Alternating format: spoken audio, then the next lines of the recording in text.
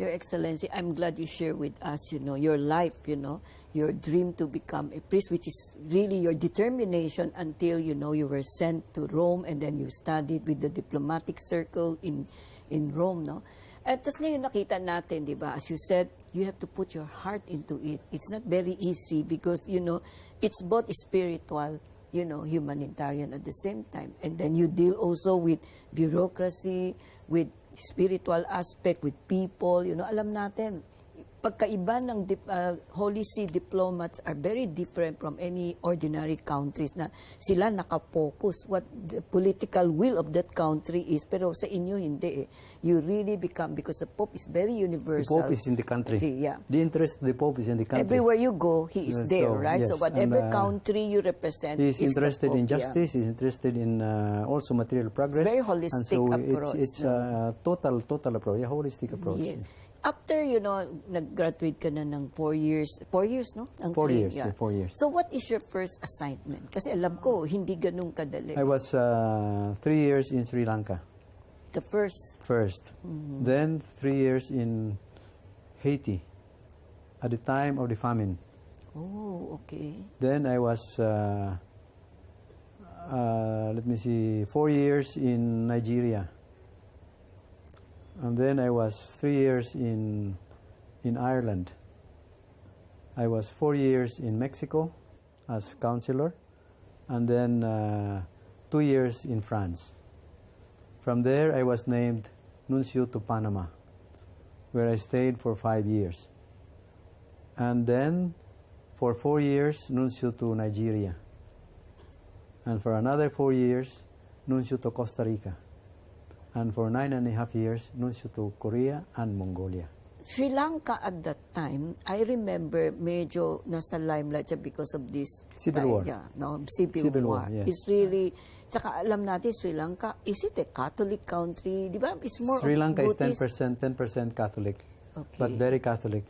Sri Lanka was Christianized by Saint Francis Xavier. Okay. So the coastal area of Sri Lanka is Catholic, but it's 10%.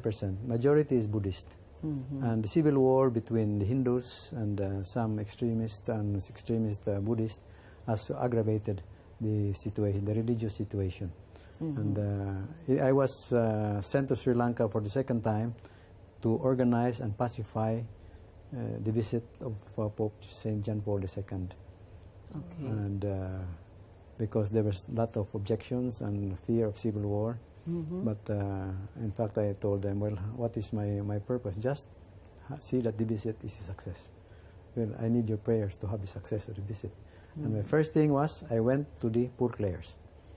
If the visit is a success, I need your prayers. And they succeeded. You are one of those very, very lucky nuncio who has witnessed the visit of several pope, right?